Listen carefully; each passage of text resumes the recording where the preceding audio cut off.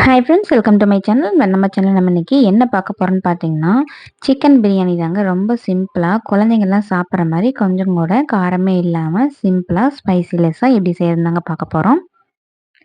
என்னோட குழந்தைங்கலாம் அடிக்கடி பிரியாணி கேட்பாங்க. நான் வந்து காரமே இல்லாம நல்லா இந்த மாரி தான் செஞ்சு குடுப்பேன். டேஸ்ட் வந்து அதே மாரி தாங்க இருக்கும்.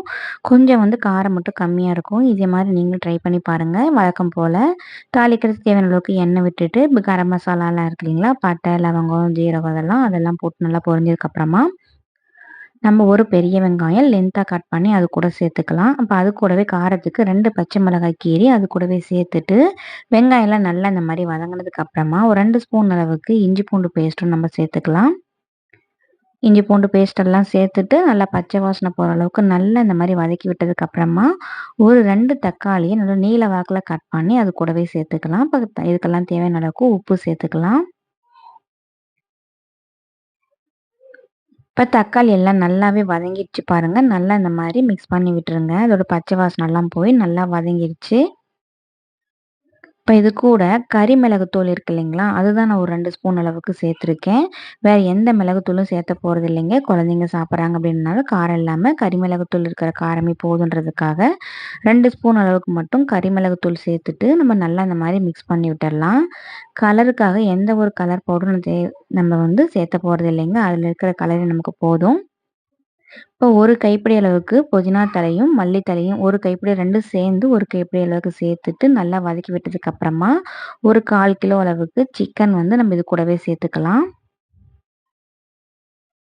சிக்கன் எல்லாம் சேர்த்துட்டு இந்த மசாலாவோட நல்லா இப்படி கலந்து விட்டுறலாம். நான் வந்து தயிர் நெறைய சேர்த்துவேங்க. சாப்பாடு நல்லா சாஃப்ட்டா இருக்கும். அதுக்காக தான். ஒரு 4 ஸ்பூன் வர அளவுக்கு தயிர் சேர்த்துக்கலாம். தயிர் சேர்த்துட்டு நல்லா அந்த மாரி கலந்து விட்டுறலாம்.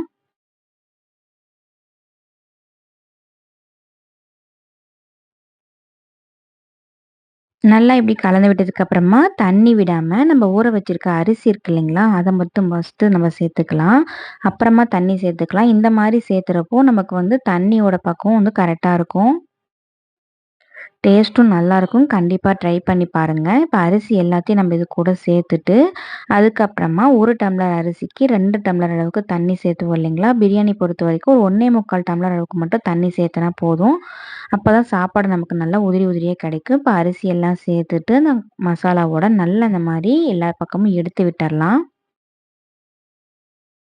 எடுத்து விட்டதுக்கு அப்புறமா தேவையான அளவுக்கு தண்ணி விட்டுக்கலாம்.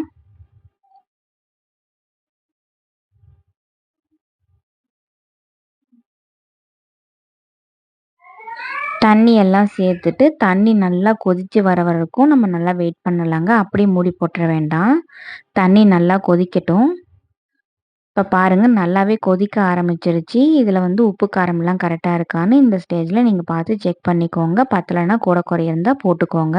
இப்ப குக்கர் மூடி போட்டு நம்ம சாப்பாட்டுக்கு 3 விசில் விடுவோம் இல்லைங்களா? ஆனா பிரியாணியா இருந்தா ஒரு 2 விசில் விட்டு எடுத்தாவே போதும். இப்ப பாருங்க சாப்பாடு நல்லா உதிரி உதிரியா சூப்பரா நமக்கு தயாராயிருச்சு. நீங்க இந்த மாதிரி செஞ்சு குடுத்தீங்கன்னா, குழந்தைங்களும் நல்லா விரும்பி சாப்பிடுவாங்க. காரம் இல்லாம ஸ்பைசிலெஸ்ஸா ஒரு சூப்பரான சிக்கன் பிரியாணி எப்படி செய்றதுன்னு நம்ம இந்த வீடியோல பார்த்தோம். இந்த வீடியோ உங்களுக்கு பிடிச்சிருந்ததுன்னா, மறக்காம நம்ம சேனல சப்ஸ்கிரைப் பண்ணிட்டு, அப்படியே லைக் பண்ணிக்கோங்க ஃப்ரெண்ட்ஸ். Thank you.